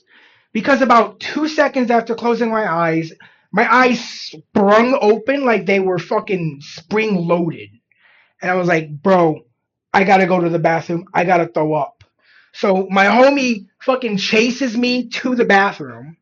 And as I'm puking up fucking bagel pizza, he's holding my hair back so that it doesn't fucking fall in curtains and catch vomit chunks as I'm throwing up bagel pizzas and a bottle of Jack Daniels. So I know what it's like to, go a little nuts. And, that was a time in my life where I wouldn't say I was, very responsible. Definitely wouldn't say that I was ready to have children at that time.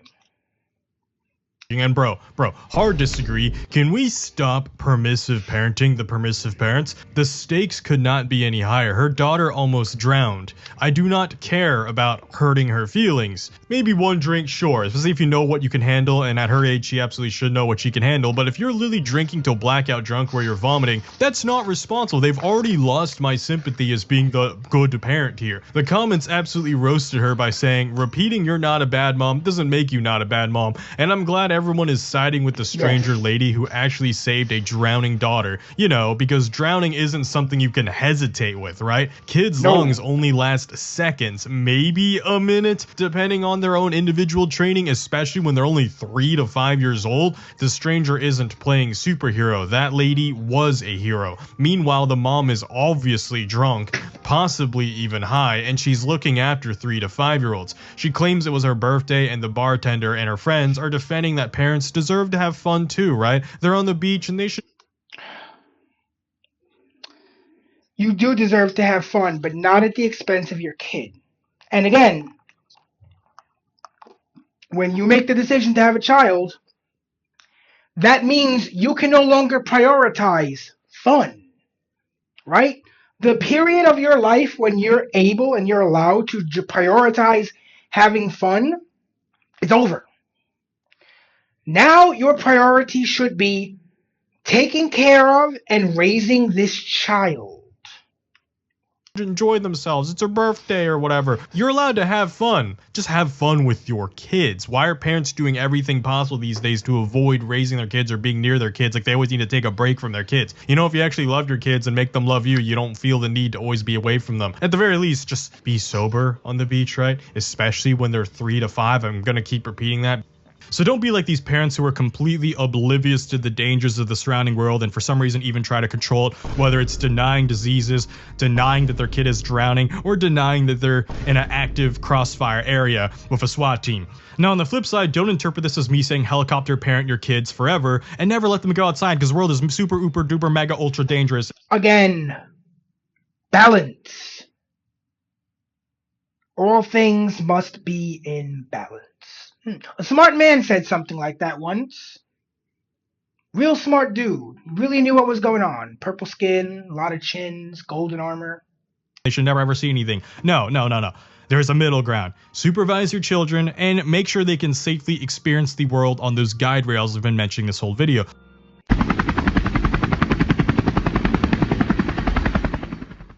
If you don't know what helicopter parenting is, it means constantly surveilling your kid and controlling major aspects of their life, like what they do after school, who they can hang out with, and not even buying them any form of autonomy, whether that's a skateboard, a bicycle, a scooter, and especially a car or motorcycle, regardless of age. There are some parents that don't want to give up control of their kid's life forever, even as their kid moves into early adulthood. Helicopter parenting has gotten so bad that there are moms who let their 11-year-old boy walk a few blocks outside on his own. This is not the bad mother in this instance. It's the Karen who called police on this mom and this kid. They have now released body cam footage of the moment that a mother was arrested for letting her 10-year-old son walk less than a mile into town. Turn around for me. 1. Good job. Let me see. I'm trying to do math. The Yu-Gi-Oh! Trading card game came out in 2002 in March. I would have still been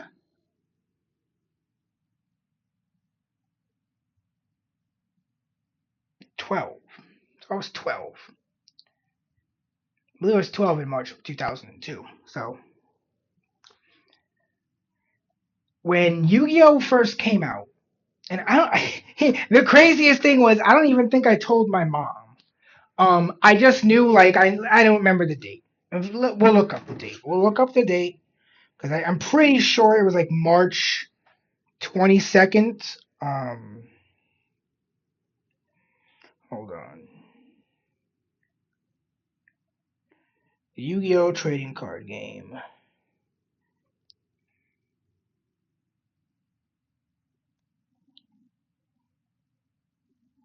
Let's see. Release date. Okay, that's for March.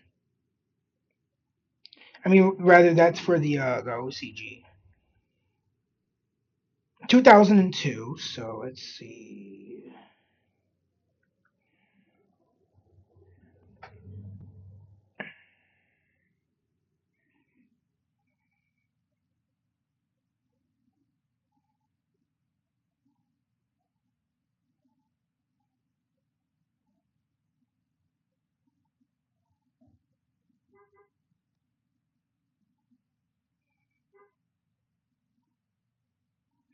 Okay, it doesn't say the exact date, but March of 2002. So, in March of 2002, when Yu-Gi-Oh! Came out, I knew the day it was going to come out because I would use the internet during my lunch break at school because I was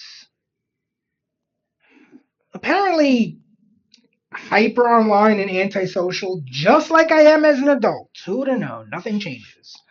And so I knew when the cards were going to come out. And so I decided that on that day, I was going to go and try to find Yu-Gi-Oh! Cards. And I walked, I don't remember how far it was, but it was a far-ass distance that I walked, just checking every store trying to find Yu-Gi-Oh! Cards. And, again, no one batted an eye. Everyone just thought I was another kid going home. Because, I mean, I technically was. I was just making a lot of stops on the way home and taking a detour to make those stops. Arrest. For what? For the incident we talked about earlier today. On October 30th, Brittany Patterson took one of her sons to a doctor's appointment while her 10-year-old son, Soren, decided to walk into town from their home in Georgia. What am I under arrest for? For reckless endangerment. And how was I recklessly endangering my child? We're not talking about it. But while she was out, she got a call from police saying that her son was walking outside alone, but she says she wasn't concerned because she grew up walking outside and exploring on her own, and she was raising her children the same way. Patterson was arrested and booked on reckless conduct, where they say she willingly and knowingly endangered the welfare of her son, and she could face up to a year in prison. Holy fuck. It wasn't illegal for a kid to walk to the store. It is when they're 10 years old. No, it's not. I rode a bike all the time at 10. Yeah. Like, and I don't remember about 10. But again, 10, 12, not that far apart. I was just walking all around, just trying to find Yu-Gi-Oh cards. Just trolling Brooklyn for Yu-Gi-Oh cards. I did not find any. It would take another couple of weeks for Yu-Gi-Oh cards to come to New York. Or at least to any place where I could obtain them. But you know, help me, I tried. And I looked. Is? Yes. Okay, I'd like to see that on the books. Okay, well, you'll see it on your warrant. And the police show up to arrest her. By the way, 11-year-old boy. He's not like 5 or 6 years old. These Karens are the same MFs who probably complain about their own kids always being on their phones and never playing outside. Yet whenever they see other kids play outside, they call the police for a noise complaint or call other mothers irresponsible for letting their kid go way too far from their supervision. Complete hypocrites. To further prove my point, right? Cross country and track clubs are a thing. A lot of kids don't do it on the field at school all the time. Sometimes there's something going on where the field's under maintenance. So kids will actually run miles away from their home. Like, I know people used to do 2-mile loops, even 3-mile loops. So 1.5 miles away from their home and then 1.5 miles back. They're like in 7th or 8th grade. That's not a horrendous thing to be doing. That's more than old enough to see the world outside of their house in their immediate vicinity. Like, I get supervising your kids on the beach when they're still toddlers, like in the previous chapter, but by the time they're preteens, you should still supervise them, but you don't have to helicopter parent or even helicopter parent other parents' kids, because they might be part of some after school club where they have to partake in these activities. It's good for their health too, and it's just good for their mental health too, not just physical health. They need to see the world around them, all right? These parents get zero right to get mad at their kids when they become adults, and they're like, hey, how come you haven't gotten a girlfriend yet? Hey, how come you still play video games all the time? Hey, how come you don't go outside? What do you mean? You never provided them with the means of gradually learning and experiencing things. Something equally annoying and unfortunately just as damaging to children's development is tiger parenting, also known as emotional damage. Chapter 4, Compare, Compare, Compare. What the hell? You say hard? Remember your cousin in China? Who, Timmy? He got 15 years work experience. He's 9. How's that even possible? Now moving on from physical neglect, another really long-lasting type of parental negligence is emotional neglect. This does follow children deep into adulthood, and sometimes they never get over it. Being Asian, you already know most of this chapter is going to be dedicated to the toxic culture our parents raised us in. Memes aside, Asian parents are way too obsessed with grades, and they deduce their child's entire worth with GPA. I know this can happen with parents of any background, but it's definitely worth talking about in Asia because it's the worst there. We have stats to back it up. Let's not turn this into a competition. Trust me, you don't want to be number one at this. Do you remember what your high school? Yeah, let's go back to that chart. Out in Asia because it's the worst there. We have stats to back. Yeah. And then number 4. I'm surprised Japan is number 4. Oof. That's also unfortunate that it's number 4 because that's an unlucky number in Asian culture. But yeah, I'm surprised Japan isn't number 1 considering, you know, their propensity to do that. I mean, culturally speaking, like, these are also the same people that gave us seppuku and the kamikaze. So, you know, there's something there. There's something there culturally where, you know. It up. Let's not turn this into a competition. Trust me, you don't want to be number one at this. Do you remember what your high school schedule was like? Let's compare it to the average Korean student. They wake up at 6:30 a.m., get to school by 7:30. They go to school till about 4 p.m. Then they rush home for a quick bite and then have private lessons from 6:30 p.m. to 9 p.m. at what they call a hagwon, which is like a tutoring, like a after-school program. Then they go back to school, do a study session until about 11 p.m. And then when you go home, you have to study till around 2 a.m. and then wake up at 6:30 a.m. to do it all over again. It is very common in South Korea for students to spend on average 16 hours a day studying. 16. That leaves 8 hours to shower, eat, rest, sleep, socialize, and even just transportation to get from one place to another. That takes a lot of time. Korean parents spent nearly $18 billion on tutoring and specialized entrance exam classes in 1 year. $18 billion. In 1979, 6% of Korean students attended hagwons. By 2008, it was 75%. In 2009, Seoul tried a 10 p.m. curfew. Hagwons adapted. Some recategorized as self-study libraries. Some put kids on chartered buses and taught lessons while driving on the motorway. You do not want to be number one at this. If you hate 7 hours of school, imagine having 13 hours of school. I'd rather having not. an after school. And the reason it's 3 phases of schooling is because you have the regular school and then an after school for the regular school. But because the after schools after the regular school are becoming so prestigious, they now have wait lists where there are after schools for those after schools. Today, in South Korea, where 69% of young adults hold degrees, cram schools are so competitive that subsidiary cram schools now exist solely to coach students into more prestigious cram schools. Cram schools for cram schools. These parents have never heard of the concept of diminishing returns. You can't just keep throwing more at something expecting quantifiably more gains. Like, there comes a point where throwing more at something actually gets less gains. There's such thing as kids getting tired, getting overworked, getting overstudied. The human brain hasn't changed that much in 10,000 years. There are literal studies showing when people stop focusing and paying attention to things. ADHD aside, a perfectly healthy human brain isn't designed to focus for 12 to 13 hours a day. That's stupid, especially when they're a kid and they want to explore the world around them and play. Sure, these countries perform at the top for academics, but guess what else they're at the top for? Yeah, that. So is it worth it? I would honestly think not. Highest rate of murking themselves. Oh, also lowest replacement rate. They're not making future kids. So their society. Yeah, that's a very bad 1-2 combo. Won't even exist. Is that worth being proud of for being number one in academics? Like, imagine being known as the culture that studied itself into oblivion. What's the point of having all these smart people when it doesn't mean anything in a few decades? In this particular case, it leads to a phenomenon known as elite overproduction. Calls the mechanism elite overproduction.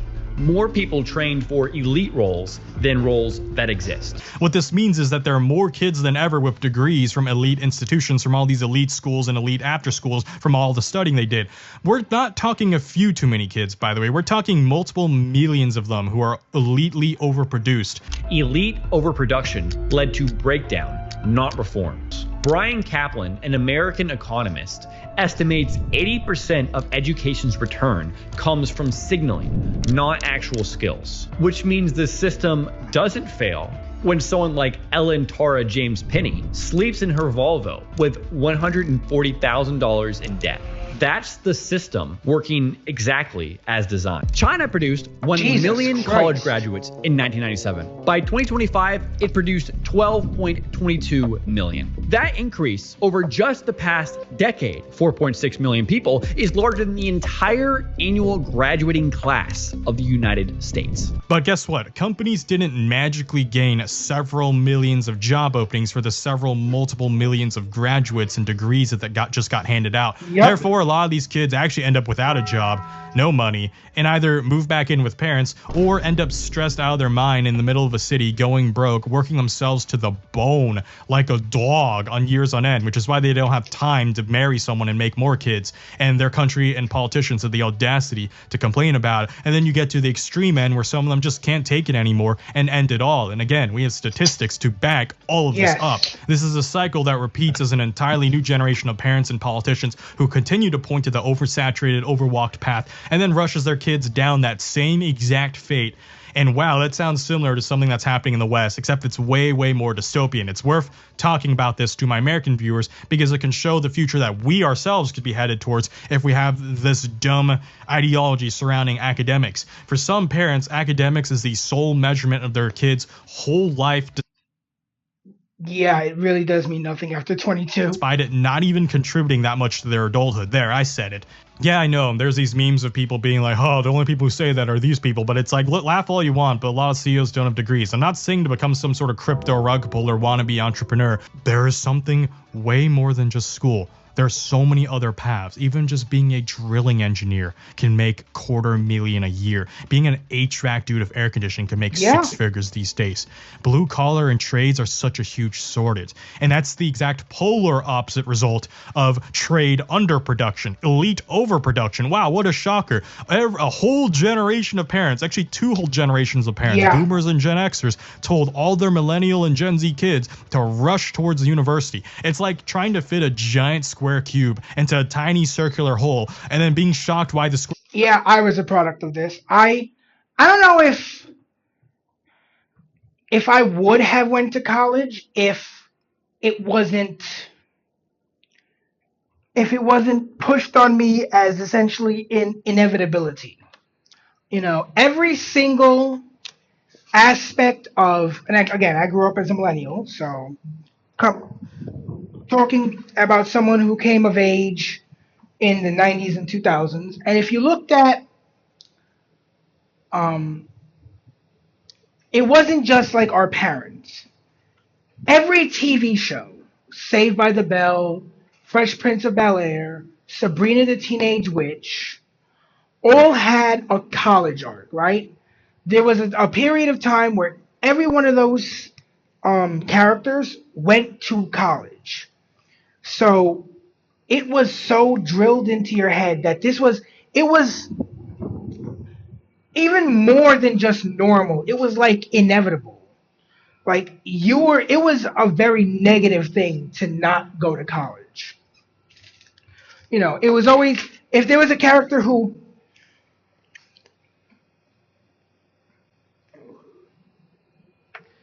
didn't want to go to college, there was always the talk about how, like, oh, but he's going to struggle and he might not find a job and blah, blah, blah, blah, blah.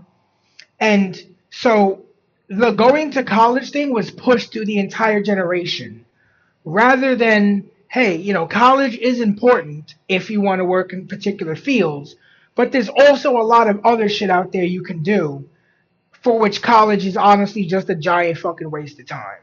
Cube is not going in. We've learned how to play with these toys since we are 5-year-old. Why are politicians still not grasping the same metaphorical concept with this elite overproduction phenomenon? There were books written about this, warning about this happening in the West too, and we're still seeing it happen slowly here. Like I said, super fast in Asia due to how much larger the population is in countries like China, or how many decades it's been persisting in countries like Korea. But it's gonna happen to the US in a few more, I was gonna say a few more decades, but actually it might happen before this decade ends because AI is rapidly advancing the uselessness of degrees, right? All these tiger parents are doing are raising A students to follow the orders of C student CEOs. The bamboo ceiling exists for a reason. These kids can't talk worth a damn. They can't politic worth a damn.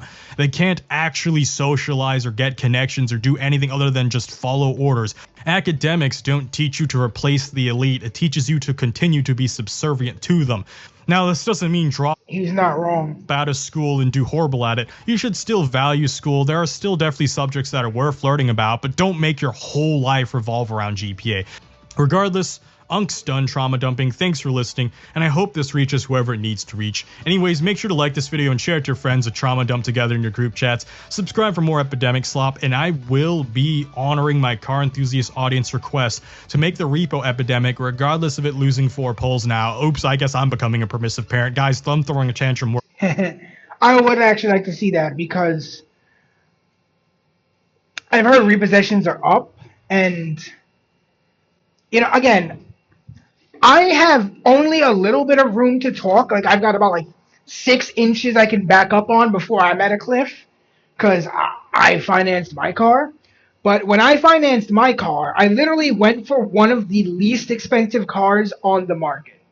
You know, I didn't finance a Ford Raptor or Dodge, or I financed a fucking Elantra because it's relatively inexpensive. It's not a Nissan. First of all, I could not drive a Nissan. Too much negative connotations with that particular automotive brand, but could not drive a Nissan. And so this was like the cheapest non-Nissan option. And I honestly like it. But I didn't finance a car that was well beyond my means. And a lot of people do that and they get them repoed. And maybe if they had gone with a less expensive option, a less premium option, they'd still have their car. I'm playing favoritism, all right? Just this once. Poll results be damned, because car guys are the ones who built this channel up in the first place, all right? He's not wrong. He does know his audience. Like, I started watching him for a lot of the car videos because I'm sort of a car guy. I like cars. I don't know a million things about cars or car culture, but I like cars. I can appreciate an automobile, Thanks for watching, and I'll see y'all next time. Bladed Angel out.